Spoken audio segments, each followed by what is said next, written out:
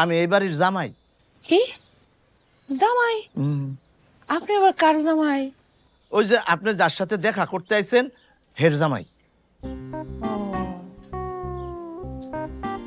তো ভাই এই চারপাশে এত মানুষ এমনি অস্ত্র মস্ত্র হলো এমনি দাঁড়ায় রয়েছে কে গাড়ির মতো করে? কাহিনীটা কি? এইটা গুন্ডা ফ্যামিলি। দিনে দুপুরে 2-4টা মার্ডার করা এগো বাম হাতের কাজ। চিন্তায় রাহাজানি, ধর্ষণ, এরা সব কিছু করতে পারে।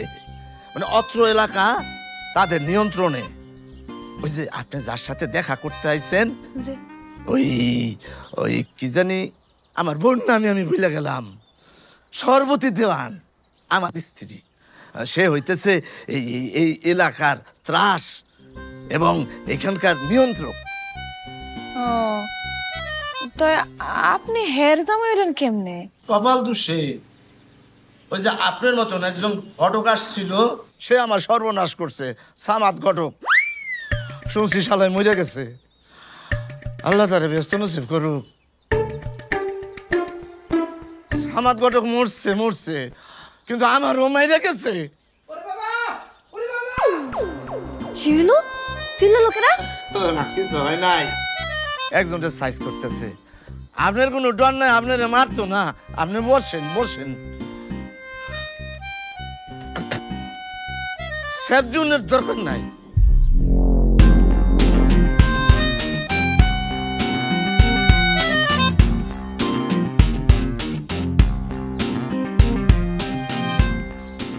আসসালামু আলাইকুম। আসসালামু আলাইকুম। ওয়ালাইকুম আসসালাম।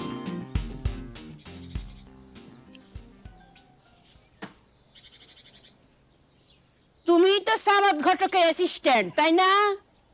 জি। এই যে আমার একমাত্র বোন, নাম হইতেছে চাঁদনি দেওয়ান। তার জন্যই একটা নম্র, ভদ্র, শান্ত, শিষ্ট, হ্যান্ডসাম, সুন্দর পাত্র খুঁজে দেওয়া লাগবে। কিন্তু ইয়ে মানে আর কি বলতেছিলাম কি যে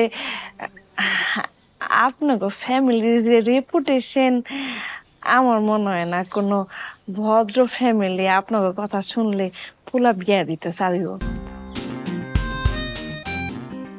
ওটা সমস্যা নাই আর কি। হাতের হলো আপনাকে তো বইন রাজি করা মনে।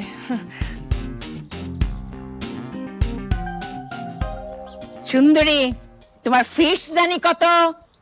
যে আমার ফিস হইতেছে 25,000 টাকা, আর 5,000 টাকা দিতে হইব অগ্রিম, 200 টাকা হইতেছে আসা যাওয়ার গাড়ি ভাড়া, আর 300 টাকা হইতেছে চা পানি খাই, একটু পান খাই মাঝে মাঝে। এত টাকা?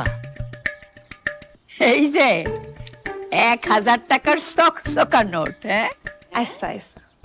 এখানে আছে 1 লাখ। বিয়া শাদী হোক, তারপর আবার পাইবে 1 লাখ।